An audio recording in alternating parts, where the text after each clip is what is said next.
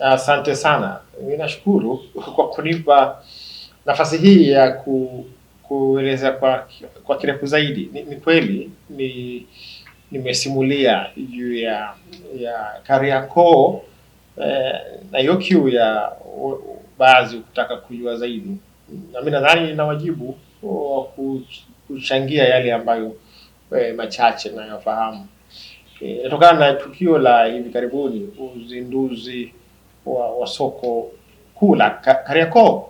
Alikuwa Rais wa Jamhuri Dr. Samia Suluhu Hassan alipozindua, waliweka pesa nyingi, bilioni karibu 28 kulifanyia ukarabati baada ya kuungua moto. Ilikuwa Julai 10 mwaka 2021.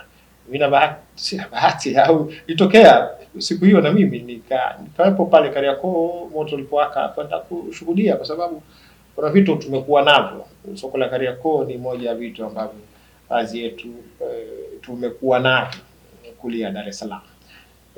Niliona ule moshi na ile huzuni ya watu wa Kariakoo pale soko kubwa kama lile kuungua moto. Wanasema kuishi ni kujifunza.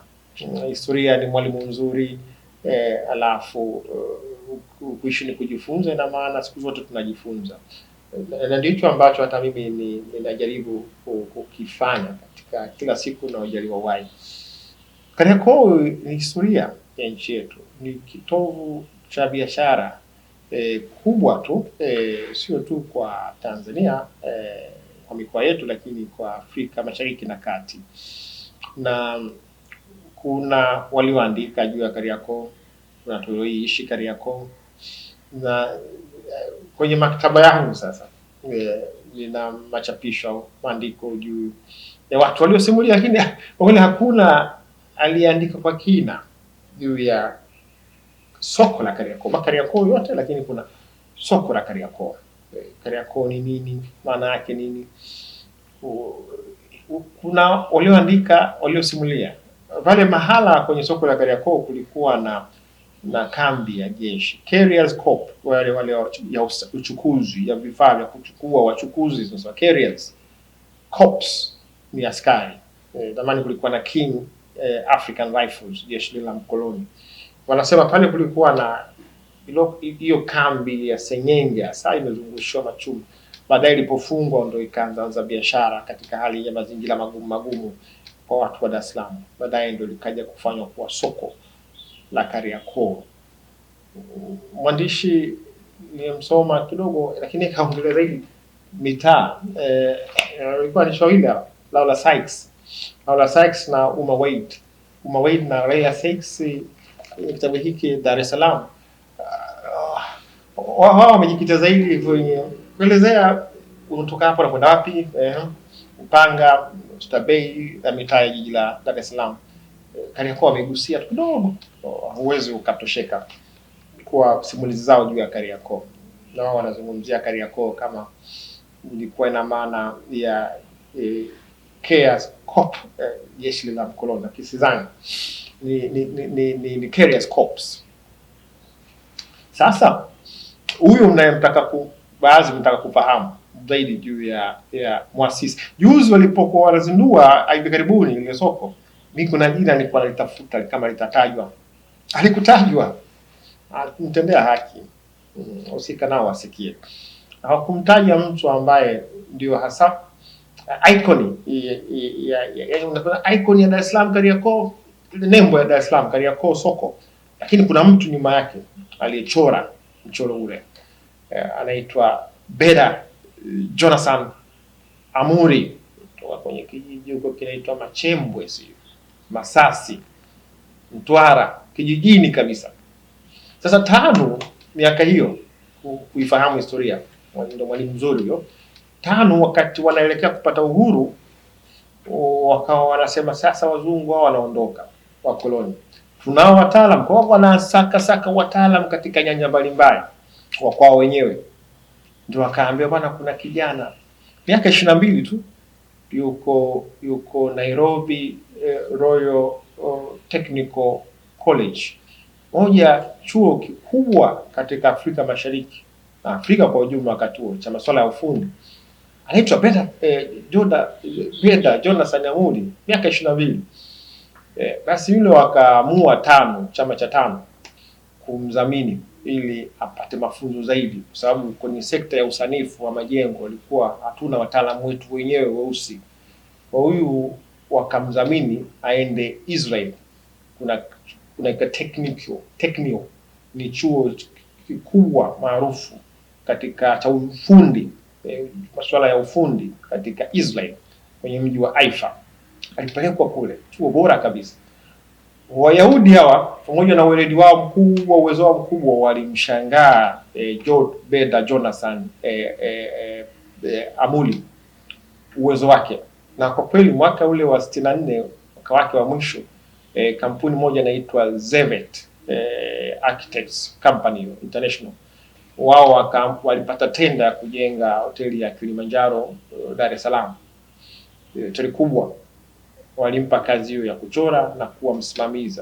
Sasa angalia, kijana mdogo tu anakuwa msimamizi wa jengo lile la hoteli, na akadesign yeye mwenyewe, akachora mwenyewe. Ndio maana nikasimulia huko nyuma Kilimanjaro alivyo design, alijua kuna shida ya mafeni na nini, ikawa katika namna ya uhitaji air condition, viyoyozi.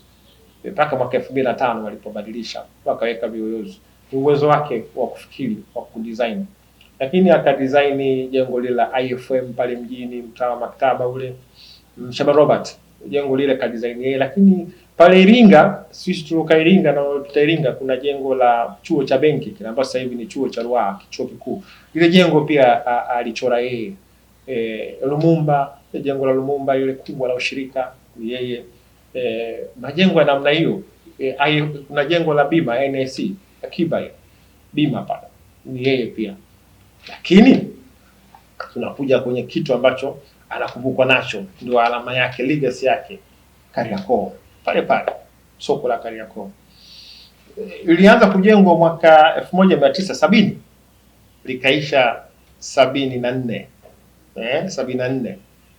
Jengo hilo walipokuwa watu wa jiji wanataka kulijenga, walitafuta mtu huyo anaitwa Beda katika kudesign akaja na wazo la kujenga soko la Kiafrika likoje. Sababu kuna watu mnaliona soko la Kariakoo, mnaona kule juu lilivyojengwa vile ajabu kama mwevuli hivi, lakini unajiuliza mwingine, ule mwevuli ni kitu gani? Ile ni akili ya Beda. Kwanza akafikiri soko Afrika linatakiwa, mara nyingi Afrika soko linakuwa chini ya miti, miembe, ndio tuna soko. Kwa hiyo soko hili lionekane na sura ya Kiafrika. Kwa hiyo akasema miti, huwezi kupanda miti Kariakoo ya minazi na nini au miembe. Miti ndio inakuwa ile juu. Unapoona ile kama mwavuli hivi, ule ni mti wa zege. Ile yote ni miti alikuwa Beda. Kwa hiyo ilikuwa ni miti, watu ndio chini wanafanya soko. Na chini kabisa kuna shimo ile basement. Ile miti inachukua maji kama mwavuli unavyoona. Yaani alitengeneza soko ambalo hata maji inavuna maji. Mavuno ya maji yanapatikana Kariakoo. Sasa unajiuliza, hivi tunavuna lita ngapi katika kila msimu wa masika?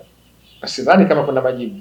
Mvua yote inaonyesha mafuriko, lakini Kariakoo inatakiwa hifadhi maji ile soko.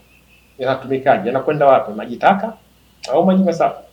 Lakini alipoteleza Beda miaka hiyo ya 70, maji yale yanatakiwa hifadhiwe soko la Kariakoo. Sasa ile ni kama miti. Alafu alipigwa rangi lile jengo, kwa maana ya ndio asili ya majengo ya Kiyahudi, hawaweki rangi. Hata sasa hivi walipoongeza, takiwa afikirie kidogo, wasiharibu. Na kama vile jengo kubwa afu uwani unajenga banda lingine, banda linakuwa kidogo lina rangi na nini, linaondoa ile ladha. Lakini ingejengwa vile vile na ile miti, ingependeza zaidi, hata kama sasa linakuwa na ubora. Lakini nimefurahi wameacha ile miti aliyojenga ya zege Beda Amuli.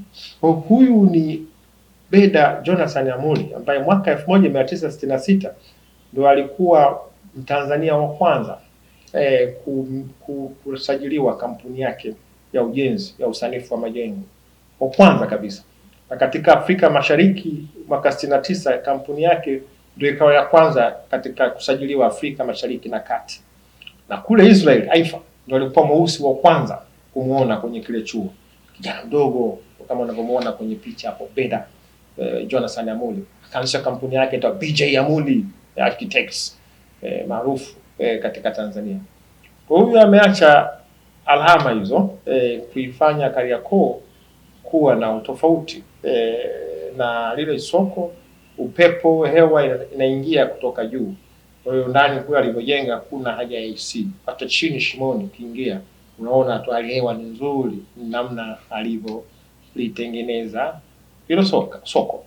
Kwa hiyo nitaka kwa uchache kumzungumzia Beda Jonathan Amuli ambaye kifo chake mwaka 2016 tarehe ile 10, ajabu yake soko likaja kuungua miaka mitano baadaye tarehe 10 tena mwezi Julai. Yaani yeye alifariki mwezi Julai tarehe 10 na soko likawaka moto mwezi Julai tarehe 10 mwaka 2021. Na kutafakari watu wa aina hiyo na matukio makubwa waliyofanya, lakini kuna kila namna ya Beda Jonathan Amuli kuwekewa alama yake. Kama si mtaa, watu wa Dar es Salaam wamfikirie kwenye kipande chochote kile katika soko hilo, basi itwa kwa jina lake, fanya makubwa Beda Jonathan Amuli. Shukrani sana.